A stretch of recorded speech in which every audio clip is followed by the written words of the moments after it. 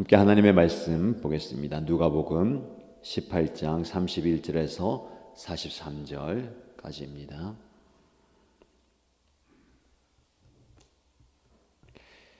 오늘 저와 여러분들 함께 묵상할 말씀은 누가복음 18장 31절에서 43절입니다. 같이 읽겠습니다.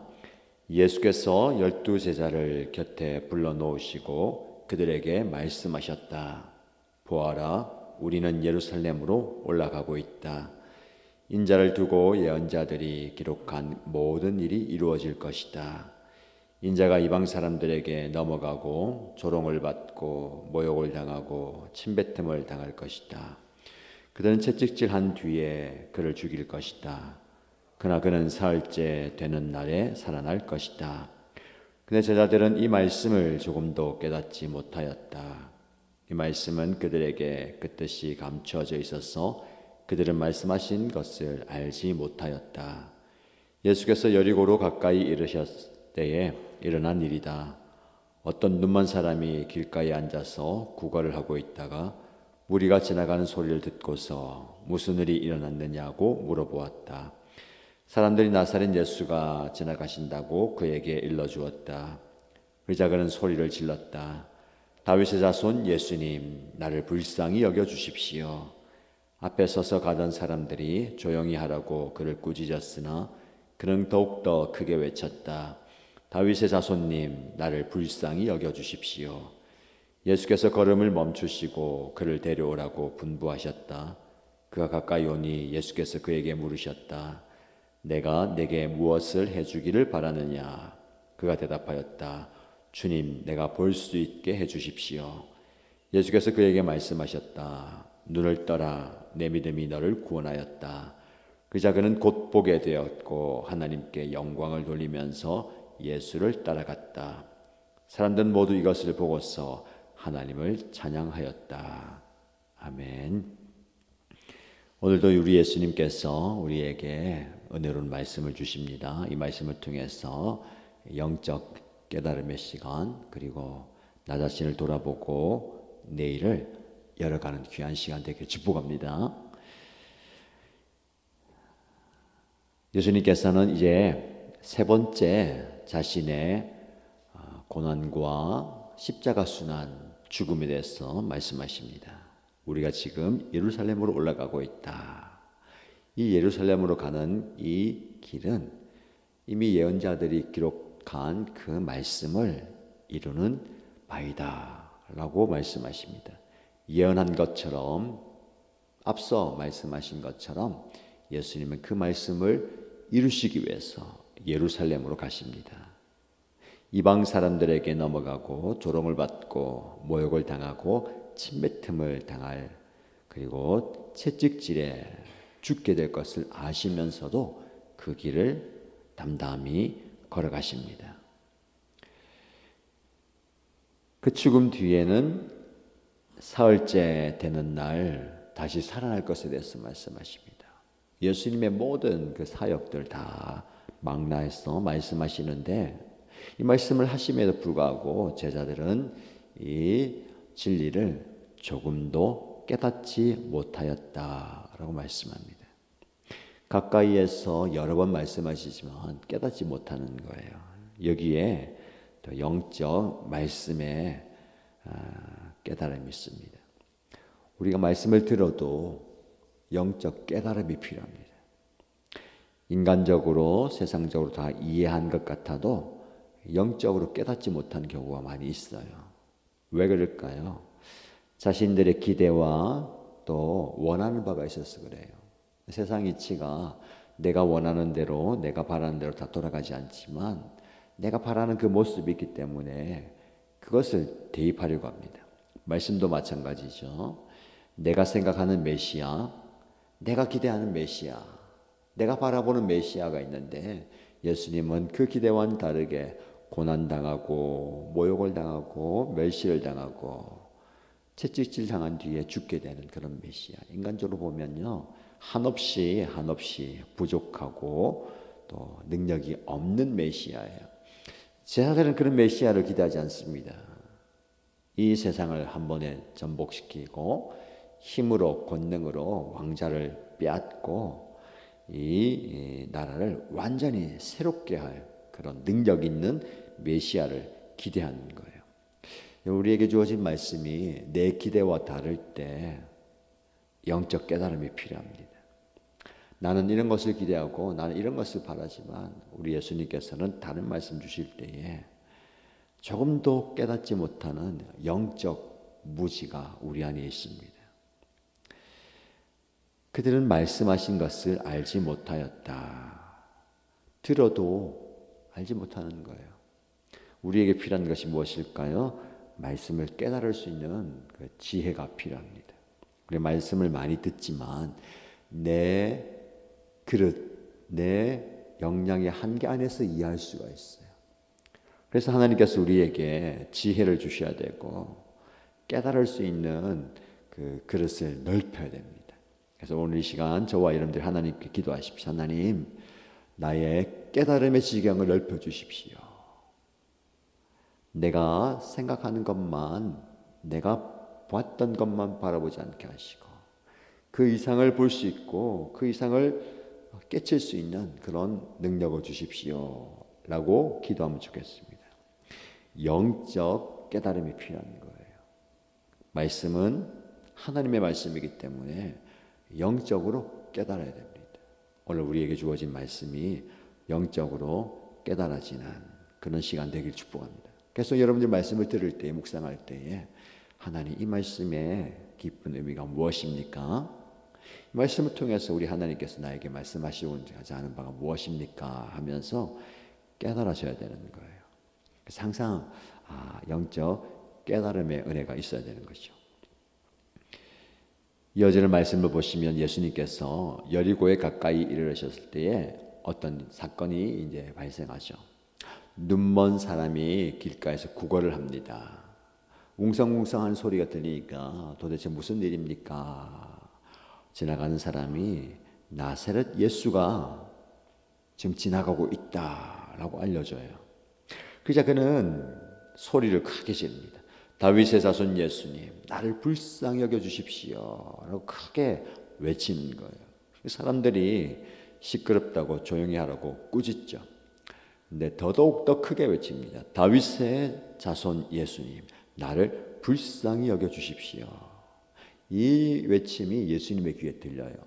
예수님께서 걸음을 멈추시고 돌아봅니다. 그래서 사람들에게 이렇게 외치는 사람을 나에게로 데려오라고 하죠. 그래서 사람들의 손에 끌려서 예수님 앞에 서게 됩니다. 예수님이 그에게 다시 물으시죠. 내가 너에게 무엇을 해주기를 바라느냐.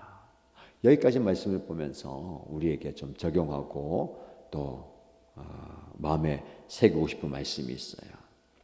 예수님을 향해서 나를 불쌍히 여겨 주십시오 라고 외치는 이 구걸하는 눈먼 사람의 그 간절함이 우리 안에 있기를 축복합니다. 예수님이 행여라도 내 목소리를 듣지 못하고 지나가실까 봐 크게 외치는 거예요. 주변 사람들은 시끄럽다고 조용히 하라고 잠잠하라고 얘기해요. 더더욱 크게 외치는 거예요. 나를 불쌍히 여겨주십시오.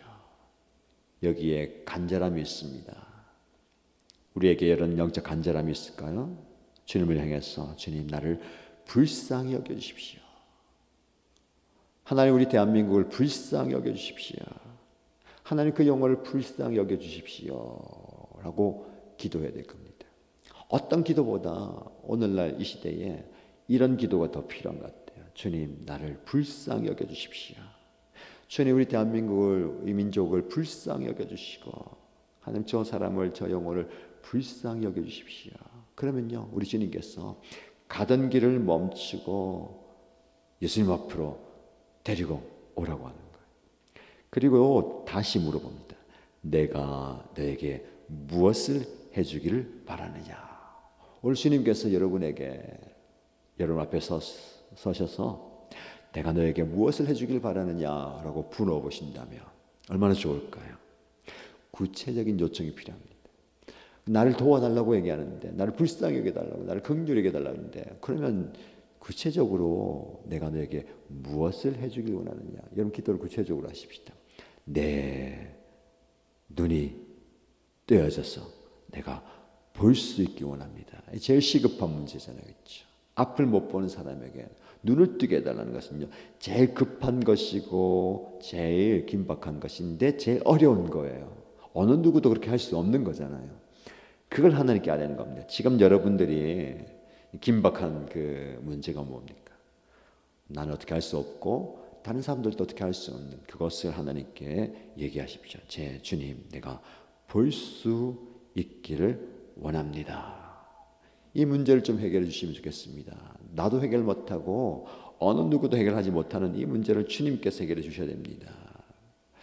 주님께서 오늘 내가 너에게 무엇을 해줄까? 라고 물어보신다면 우리는 주님 앞에 우리에게 가장 시급한 문제를 알아야 될 겁니다. 예수님께서 말씀하시죠. 눈을 떠라. 내 믿음이 너를 구원하였다. 말씀 한마디에 기적이 일어나는 거예요. 눈을 떠라. 여러분, 이거 참 신기한 것이고 대단한 겁니다. 그 자는 사람이라든지 눈 감고 있는 사람들에게 야, 눈 떠라, 눈 떠 하는 거 굉장히 쉬운 거잖아요. 눈을 뜨면 됩니다. 그러나 앞을 보지 못하는 사람들의 눈을 떠라라는 것은요, 누구도 그렇게 명령하지 못하는 거잖아요. 근데 예수님께서는 말씀하십니다. 눈을 떠라. 쉬운 것 같은데 어렵죠. 우리의 영적 눈이 떠져야 됩니다. 우리는 눈을 뜨고 있으면서도 보지 못하는 거예요. 왜 이 사건과 앞에 제자들이 예수님의 말씀을 좀 더 깨닫지 못하고 알지 못하는 말씀을 같이 이렇게 이어 넣었을까요? 제자들이 예수님의 말씀을 듣고도 그분이 걸어가시는 길을 보고 행하는 일들을 보고도 깨닫지 못하는 거예요. 영적인 눈이 뜨이지 못하기 때문에 그렇습니다. 우리에게 필요한 게 뭘까요? 눈을 떠야 됩니다. 육적인 눈을 뜰 뿐만 아니라 영적인 눈을 떠서 보아야 됩니다. 너의 믿음이 너를 구원하였다. 예수님을 향해서 외치면 이분은 나를 구원해 주시고 이분은 나를 보게 해 주시고 이분은 나를 고쳐 주신다라는 믿음이 너를 구원하였다는 겁니다. 그러자 예수님의 말씀이 떨어지자마자 곧 보게 되었다라고 얘기합니다. 엄청난 기적이 일어난 것이죠. 소원대로 되는 거예요. 원하는 대로 되는 겁니다. 그러나 그보다 더 중요한 말씀이 이어져요. 그는 눈을 떠서 뭐 할까요? 하나님께 영광을 돌립니다. 그리고 예수를 따라가는 거예요. 이게 가장 중요한 말씀입니다. 눈을 떴어요. 삶의 자리로 가서 내 일을 하든가 아니고요.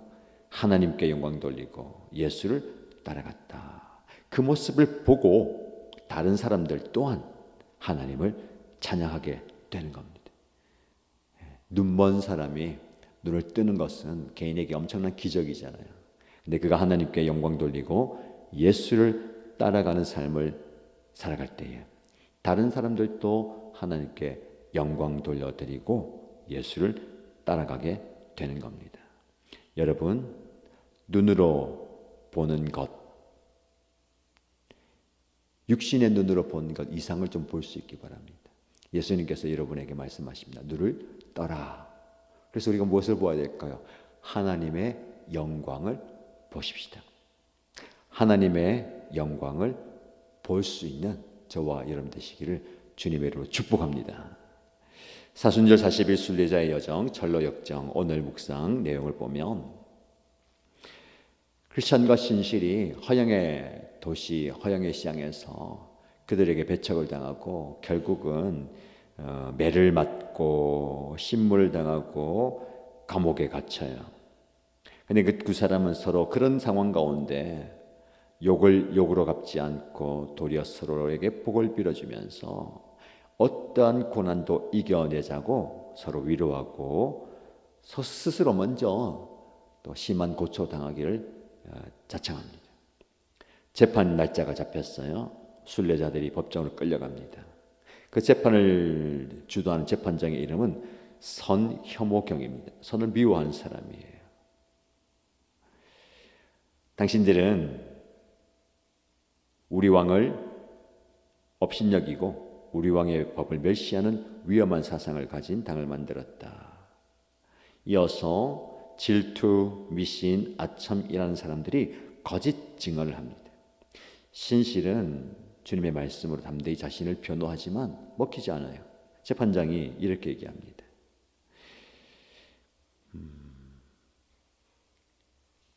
바로 왕 시절에 장자들이 강물에 던져 죽음을 당했고, 느부갓네살 왕 때 우상에 절하지 않는 자들은 풀무불에 던져졌고, 다리오 왕 때는 다른 신에게 기도한 자를 사자굴에 던져버렸다. 이 상황을 얘기하면서 이 사람들은 우리의 신앙을 모독했기 때문에 법에 따라서 처형하는 것이 맞다라고 결론을 내버립니다. 결국은 그들의 법에 따라서 신실은 가장 잔인한 방법으로 모진 고난을 당한 뒤에 기둥에 묶여서 화형을 당하는 거예요. 순교를 당하게 됩니다. 그러니까 순교하는 그 현장 가운데 그를 구름에 태워서 하늘로 날아 올라가게 되는, 가장 빠른 길로 천국에 올라가게 되는 거예요. 순교를 통해서 하늘나라 가게 되는 거죠. 크리스천이 그 모습을 보면서, 그리고 하나님의 특별한 도우심을 통해서 그 감옥에서 탈출하면서 이렇게 신실을 기억하면서 노래합니다. 죽도록 충성한 신실이여, 불신자들이 지옥의 고통에 울부짖을 때에 찬송할지어다. 저들은 그대를 죽였다고 하지만 그대는 영원히 살아있네. 고통 가운데 생명을 빼앗겼습니다. 순교당했죠. 불에 타서 죽게 되지만 영원히 살아있다는 겁니다. 이게 믿음을 가진 자의 산 소망입니다. 육신은 후패하고 육신은 사라지고 불에 사라져서 한 줌의 재로 흩날려 버려도 우리의 영혼은 영원한 생명을 누리게 되는 겁니다. 그 생명을 주시기 위해서 예수님께서 지금 어디로 가십니까? 예루살렘으로 올라가고 계신 거예요. 그분이 고난과 멸시와 고통과 죽음을 당하시고 우리를 살려내시는 거예요. 그것을 볼 수 있는 것이 바로 영안이 열리는 겁니다. 우리 제자들이 지금까지는, 아직까지는, 나중에도 영안이 열리지 않지만 성령께서 역사하실 때에 영안이 열려져 그들 또한 이 길을 걸어가게 되는 것이고 복음을 전하게 되는 거예요. 오늘 저와 여러분들, 우리가 하나님의 영광을 보고 하나님의 영광을 보여주십시다. 눈먼 사람의 믿음이 역사하는 거예요. 세상적으로 볼 때 보잘것없고 조용히 해라, 잠잠해라, 시끄럽다 취급받던 그 사람의 믿음이 하나님의 영광을 드러내는 거예요. 저와 여러분의 보잘것없는 믿음도 영광을 드러내는 겁니다.